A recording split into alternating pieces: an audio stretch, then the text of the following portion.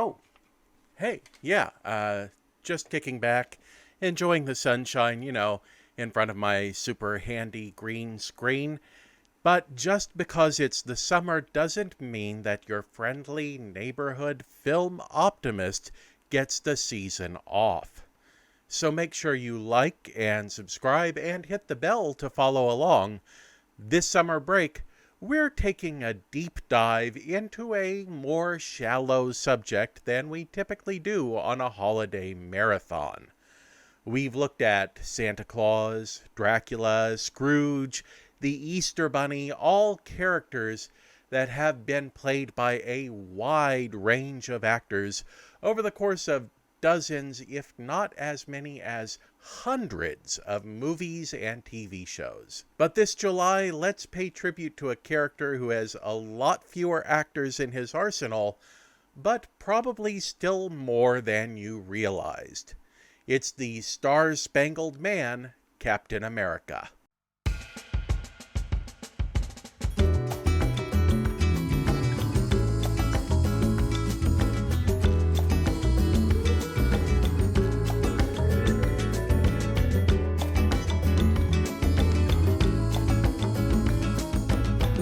Born on February the 19th, 1922 in New York City, George Sanford Becker would initially enter New York University as a pre-med student, but would leave his early dreams of being a doctor behind to study at the American Academy of Dramatic Arts. Fresh out of the academy, he took on radio announcing jobs starting on WWRL in Queens.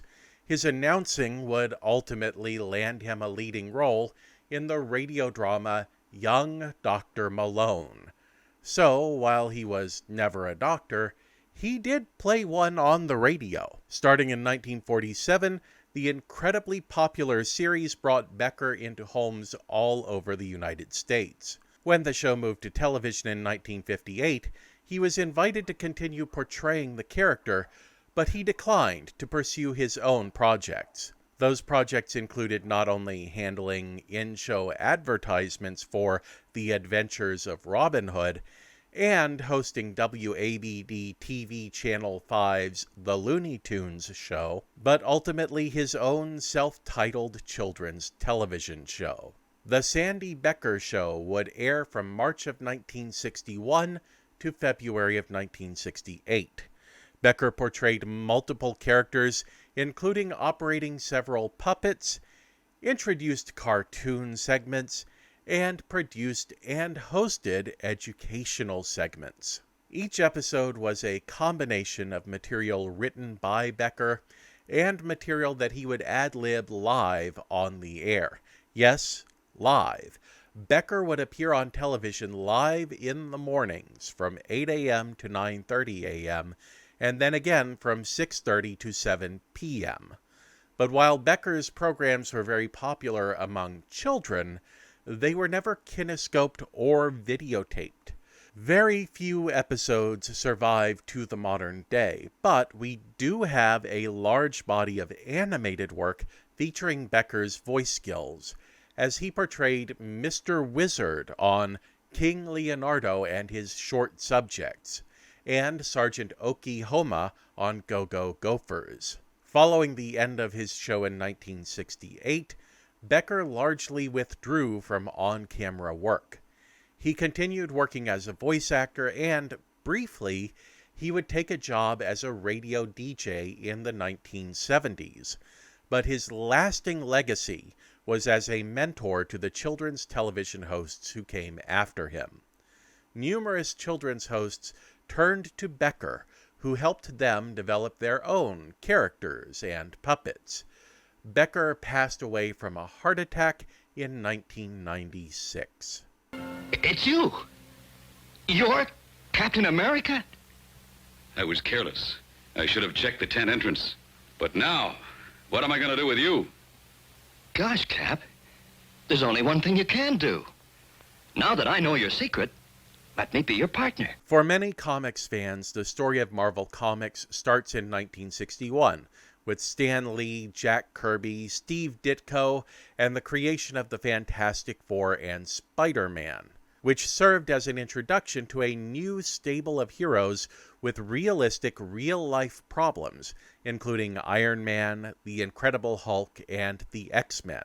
But while their name and their fresh stable of heroes was new, Marvel Comics had actually been around as a corporate entity for a lot longer. Founded in 1939 by Martin Goodman, the company was then known as Timely, and over the 1940s it would be home to 3 of the Golden Age's most popular characters.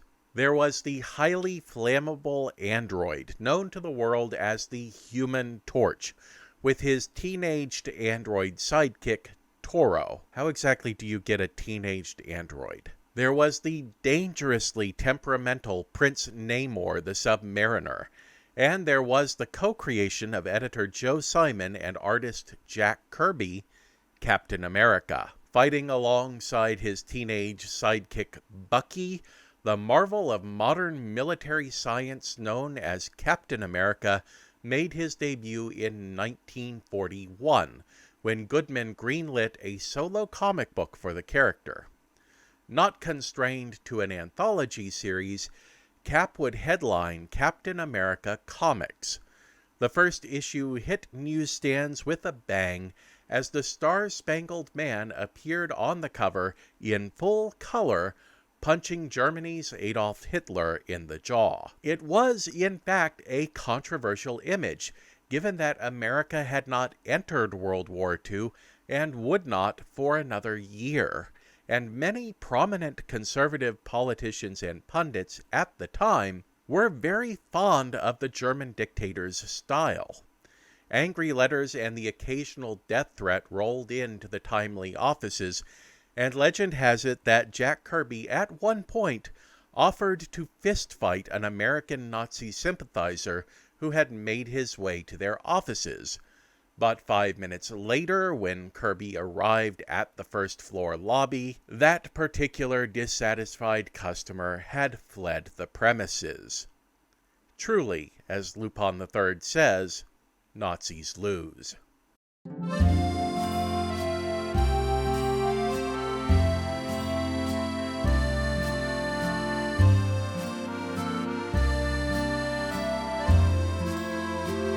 While there were angry voices to be heard, the sales figures told a very different story. Captain America quickly climbed to the top of sales charts, hitting a circulation of over 1 million copies every issue, even outselling many popular news magazines of the time. Cap would have his own fan club called the Sentinels of Liberty, and Timely would cash in on the character's appeal by allowing his on-page presence to spill over the edges of his own magazine, appearing in stories in their anthology titles, including All Winners Comics, USA Comics, and All Select Comics. The stories of the era introduced many of Captain America's most popular villains as well, including the Red Skull and Nazi Germany's own attempt at a super soldier, the Übermensch. The end of World War II coincided with a shift in market tastes for the comics industry. Post-war, audiences were less interested in superheroes and were more interested in horror and suspense. Captain America comics would continue until 1949, at one point trading teenage sidekick Bucky for Captain America's girlfriend, Golden Girl. Now, if you'll excuse me, I'm going to go take a long, hot, steamy bath with just enough water to barely cover my perky bosoms. Golden Girl, in her civilian identity, was named Elizabeth Ross. Yes, Captain America was dating Betsy Ross. Not the Betsy Ross, but a Betsy Ross. After 73 issues, the comic petered out with a final 2 issues that, in one of the strangest cases of rebranding ever, had been retitled Captain America's Weird Tales, as Timely tried to chase the new craze for sensation. With the comic canceled, Timely shifted its focus, and Cap would remain largely unseen in print, except for a brief revival in 1953 as Captain America Commie Smasher. He would appear in their Young Men and Men's Adventures magazines, as well as a revival of Captain America comics that picked up numbering where the original series had left off at issue number 76, but was canceled after the publication of issue number 78. Timely, now publishing under the name of Atlas Comics, placed the character lovingly in the trash bin as a has-been hero.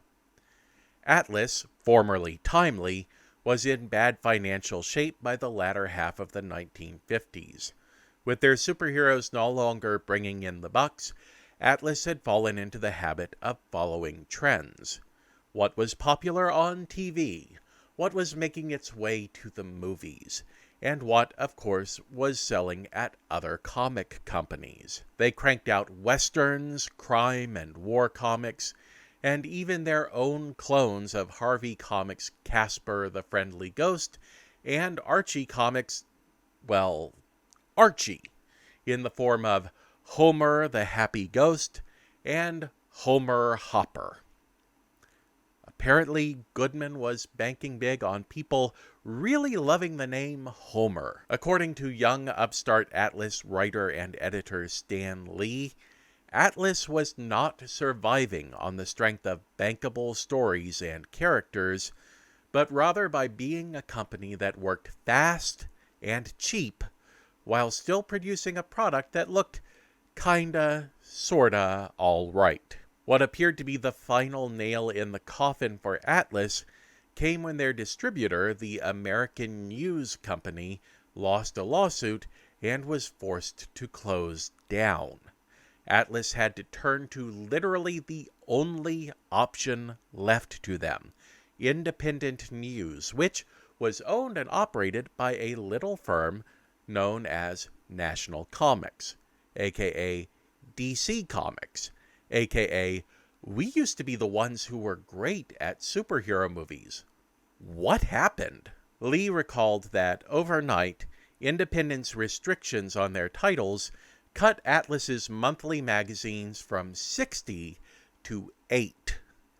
Atlas, by then rebranded Marvel, would finally make a comeback in 1961 with the introduction of a new type of superhero. This major revolution in comic book storytelling came about when DC relaunched some of their own classic heroes with all new, updated, sleek, modern identities and storylines. As comics historian Bob Batchelor wrote, it was at that point that Martin Goodman turned creative control of the enterprise over to Stan Lee, saying, "Stan, we gotta put out a bunch of heroes.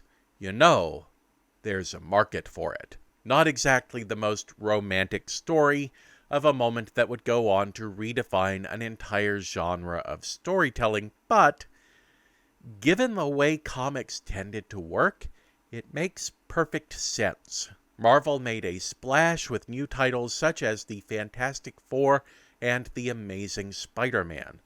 But in an effort to keep independent news from retaliating to this upstart competitor, they would also hide some of their efforts by bringing back their own classics. Prince Namor returned as a villain in the pages of the Fantastic Four, and that team also featured a completely different take on the Human Torch. That Human Torch in 1963's Strange Tales encountered a long-retired World War II hero named Captain America, who was then revealed to be an imposter. But only a year later, Jack Kirby would resurrect the true original in Marvel's Avengers, providing the story that is now familiar to fans of the Marvel Cinematic Universe, in which Captain America emerged from the ice of the North Atlantic Ocean as a man out of time. Enter Steve Rogers, too puny to be accepted by the Army, but willing to risk death for his country in the greatest experiment of all. Drink quickly before the chemical loses its potency. Good luck, my boy. I've committed the formula to memory, so enemy agents can never steal it. To paraphrase Peter Parker's uncle, with great success comes great marketability. Riding high on success at the newsstands, in 1966, Marvel branched out into television with The Marvel Superheroes, the first ever television show based on Marvel characters. Produced by Grantrey Lawrence Animation, the show followed an umbrella series format. The show was not about a team of superheroes, but it was also not about any particular one hero. Episodes alternated between focusing on Captain America, the Incredible Hulk, the Invincible Iron Man, the Mighty Thor, and Prince Namor the Submariner. Individual segments were 7 minutes long, and each episode featured 3 segments of the same hero, often with short interstitials describing the powers or the world of the other heroes in the series. Stan Lee was credited as developer on the series, although when later pressed for details, he said that the deal to make the show had been negotiated by Martin Goodman without his input. However, Lee didn't mind the job quite so much, as executive producer Robert L. Lawrence rented Lee and his wife a penthouse apartment on Madison Avenue while they worked on the show. While the resulting cartoons are little seen today, the theme songs for each of the characters, written by Jacques Herbont, are still iconic, but that's to be expected from the artist who also composed themes for General Hospital, One Life to Live, All My Children, and Guiding Light. Here, I've carefully researched just how much of a song I can play for you before YouTube's algorithm decides that it's no longer fair use and is in fact copyright violation. And here's the maximum amount of Captain America's iconic theme song by Jacques Herbont that I can play for you. While the series has a special place in television and comic media history, and it has its own cult fan following, it isn't quite the stuff of legend or even internet meme that, say, 1967's Spider-Man was. Probably because, while limited animation had made television cartoons possible, the Marvel Superheroes animation made the Rocky and Bullwinkle show's production values look positively decadent. The show was produced using xerography. Xerography. A new science of xerography. Xerography. The show was produced using xerography, literally photocopying images right out of the comics and then adding brief bits of animation only when absolutely necessary. Moving lips for dialogue, a moving arm to sell a punch, or a silhouette walking across a scene. While Gantry Lawrence's later Spider-Man was limited as well, reusing character animations and backdrops, it was, at least, actually animated. All of that said, however, this is arguably one of the most comic-accurate depictions of Captain America since, it was Xeroxed right out of the comics themselves. The segmented structure of the cartoon gave it a life far beyond its single season, as Grantrey Lawrence would repackage and resell it in many forms over years afterward. In some markets, the episodes were re-edited to give viewers a mix of heroes in each episode instead of focusing on one hero at a time. And in Boston, the show actually ran with live-action segments in between the cartoons that were filmed locally, with scripts written by Superman co-creator Jerry Siegel. And individual segments were sold to local channels nationwide, who would use them as cartoons for their locally produced children's shows. Meaning that some people out there probably grew up seeing Captain America as a regular part of their local Bozo the Clown show. That's our first profile of a Captain America, and it's quite a one to start off with, but there's more to come. Some later than Sandy Becker, and at least one that came even earlier. We'll be here all week with new Captain America profiles, so make sure you've subscribed and hit the bell to get notifications. And while you're at it, drop into the comments and let me know your favorite animated Captain America, because Sandy Becker's the only cartoon voice we'll be including this time around. The other four we'll be looking at, all live action, baby.